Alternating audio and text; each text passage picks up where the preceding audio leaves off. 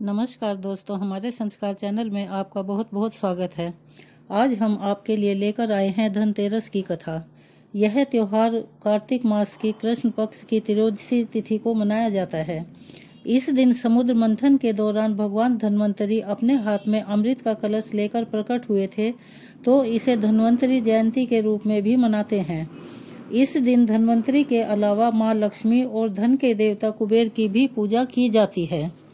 कहा जाता है कि एक समय भगवान विष्णु मृत्युलोक में विचरण करने के लिए आ रहे थे। तब लक्ष्मी जी ने भी उनसे साथ चलने का आग्रह किया। तब विष्णु जी ने कहा कि यदि मैं जो बात कहूँ तुम वैसा ही मानोगी तो मेरे साथ चल सकती हो, अन्यथा तुम यहीं रुको। तब लक्ष्मी जी उनकी बात मान गई और भगवान विष्णु के साथ भूमंडल पर आ गई। कुछ देर बाद एक जगह पर पहुंचकर भगवान विष्णु ने लक्ष्मी जी से कहा कि जब तक मैं न आऊं तुम यहाँ ठहरो, मैं दक्षिण दिशा की ओर जा रहा हूँ, तुम उधर मत आना। विष्णु जी के जाने पर लक्ष्मी के मन में कौतूहल जागा कि आखिर दक्षिण दिशा में ऐसा क्या है जो मुझे मना किया गया है वहां जाने के लिए, और भगवान स्वयं चले गए। लक्ष्मी जी से रुका नहीं गया। जैसे ही भगवान आगे बढ़े, लक्ष्मी जी भी पीछे पीछे चल पड़ी। कुछ ही आगे जाने पर उन्हें सरसों का एक बहुत सुंदर खेत दिखाई दिया, जिसमें बहुत सारे फूल लगे हुए थे और सरसों फूली हुई थी। सरसों की शोभा देखकर वह मंत्रमुग्ध हो गई और फूल तोड़कर अपना श्रृंगार करने के बाद आगे बढ़ी। आगे जाने पर एक गन्ने का खेत मिला। लक्ष्मी जी ने गन्ने को तोड़कर उसका रस चूसने लगी। उसी क्षण विष्णु जी आए और यह देख लक्ष्मी जी पर बहुत ही नाराज होकर उन्हें श्राप दे दिया कि मैंने तुम्हें इधर आने को मना किया था, पर तुम नहीं मानी और किसान की चोरी का अपराध कर दिया।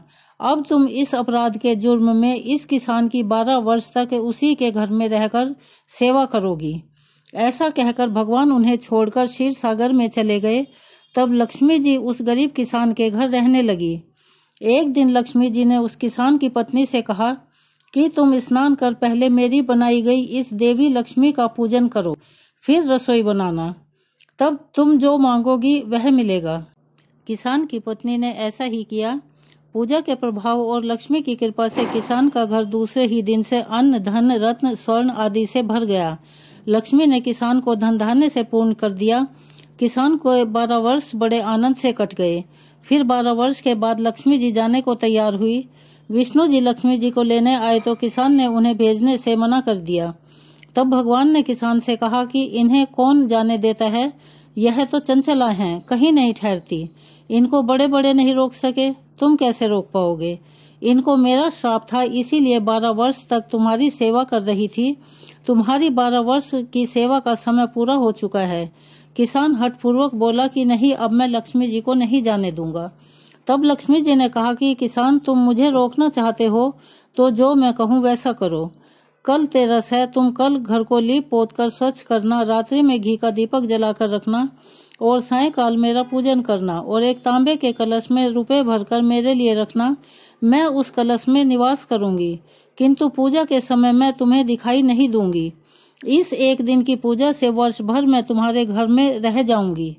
यह कहकर वह दीपकों के प्रकाश के साथ 10 दिशाओं में फैल गई। अगले दिन किसान ने लक्ष्मी जी के कथनानुसार पूजन किया।